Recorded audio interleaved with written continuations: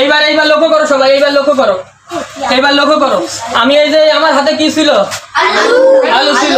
এই ইনসান ধরো, এই যে ধরো, এই মারো, এই তো সুন্দর ক্যাচ ক্যাচ খেলে ফেললাম। এইবার এইবার একটা জিনিস লক্ষ্য করো, এই যে এই আলু পটেটোর পি দিয়ে আমি বুঝাচ্ছি কি প্রিপোজিশন। এইবার এখানে লক্ষ্য করো, এই আলুটারে নিয়ে আমি আঁকছি, এটা হলো আলু। এবার আলু, এইবার একটা জিনিস বোঝো, এইবার আমি প্রিপোজিশনের ব্যবহার বুঝাচ্ছি, প্রিপোজিশনের ব্যবহার। এখানে একটা জিনিস লক্ষ্য করো, অন মানে উপরে, অন এটা প্রিপোজিশন, অ্যাবভ মানে উপরে, আবার ওভার মানে উপরে, তিনটা মানেই উপরে, তিনটা মানে উপরে। অন মানে উপরে, অ্যাবভ মানে উপরে, ওভার মানে উপরে, আরেকটা আছে আপ, আপ মানে উপরে। আপটা আমার বোর্ডে ধরিনি, আমি পরে দেখাবো। আচ্ছা, এখন আমার কথা হলো কোনো বাক্যে কখন অন ব্যবহার করা হয়, কখন অ্যাবভ ব্যবহার করা হয়, কখন ওভার ব্যবহার করা হয়। তিনটা মানেই উপরে না, অন মানে উপরে, অ্যাবভ মানে উপরে, ওভার মানে উপরে। ঠিক আছে, এইবার আমি এখানে আমি কি লিখছি, এখানে আলু, এটা কি এই গোল্লাটা কি আলু। এখন এই আলু, সাপোজ এই আলু উপরে যদি কোনো কিছু লাগিয়ে থাকে, আলুর উপরে যদি কোনো কিছু লাগিয়ে থাকে, তাহলে সেইখানে অন বসে। আলুর উপরে কোনো কিছু যদি লাগিয়ে থাকে সেখানে অন বসে, মানে এই আলুর উপরে, এখানে লক্ষ্য করো, এই আলুর উপরে আমার ফোন আছে, আলুর উপরে ফোন আছে। ফোন কি লাগিয়ে আছে না?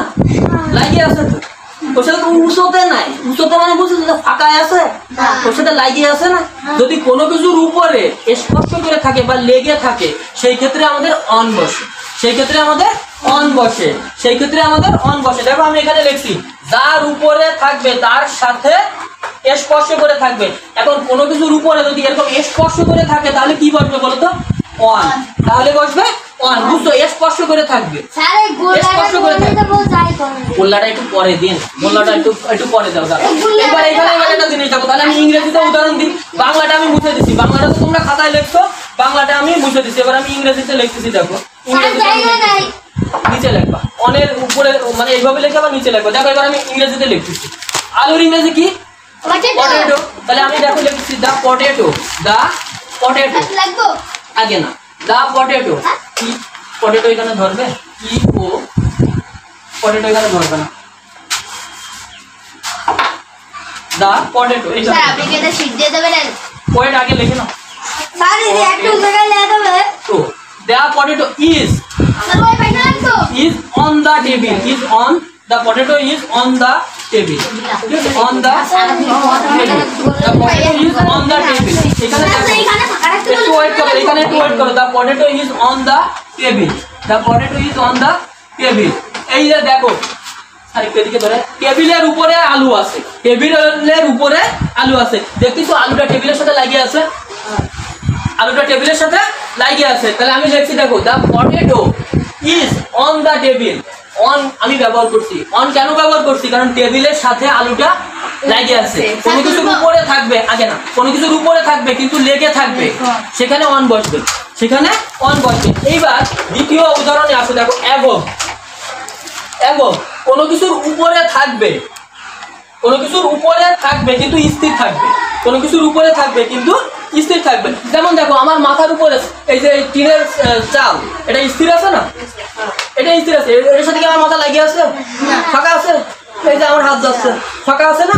কোনো কিছুর উপরে আছে কিন্তু স্থির থাকবে, কিন্তু লেগে থাকবে না, কিন্তু লেগে থাকবে না, লেগে থাকলেই কিন্তু অন, লেগে থাকলেই অন। কোনো কিছুর উপরে আছে, কোনো কিছুর উপরে আছে কিন্তু সেটা স্থির আছে, কোনো কিছুর উপরে আছে কিন্তু সেটা স্থির আছে, সেই ক্ষেত্রে কিন্তু অ্যাবভ, সেই ক্ষেত্রে অ্যাবভ। দেখো আমি লিখছি কোনো কিছুর উপরে স্থির থাকবে, বুঝছো? তাহলে আমার মাথার উপরে কি আছে? ছাদ আছে না? আবার আমার মাথার উপরে আকাশ আছে, আকাশও কিন্তু স্থির। তাহলে আমি একটা উদাহরণ দিই, দেখো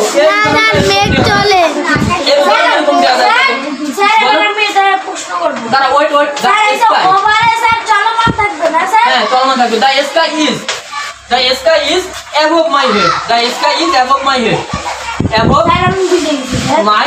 ওয়েট ওয়েট, ওরে বাবা লেহাজ নি এত পাগল কেন? খাওয়ার আগে তুমি যদি কাউকে জানো যাবো তাহলে হবে, খারাপ কথা বলে না। The sky is above my head, the sky is above my head, ACAD, ACAD বোঝো। আমি যদি এরকম লিখতাম the sky is on my head, হইতো? the sky is on my head কখন হইতো? আমার মাথা যদি আকাশে লাগিয়ে থাকে, আমার আকাশে কি মাথা মতো লাগিয়ে থাকবে?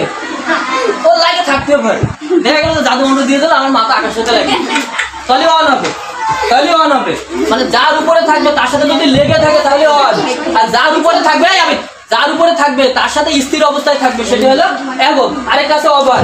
কোনো কিছুর উপরে চলমান অবস্থায় থাকবে, কোনো কিছুর উপরে চলমান অবস্থায় থাকবে। এখন চলমান বলতে কি, আমার মাথার উপর দিয়ে একটা পাখি উপর দিয়ে উড়ে চলে গেল, পাখি কি আর স্থির দাঁড়ায় থাকবে? এই পাখি কি মাথার উপর আমার স্থির দাঁড়ায় থাকবে?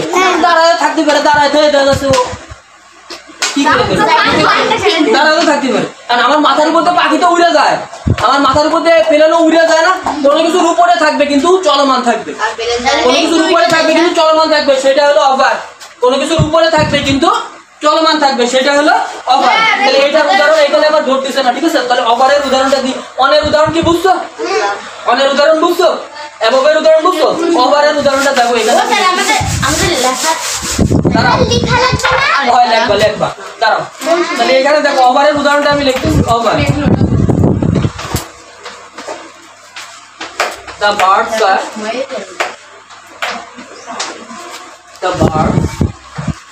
are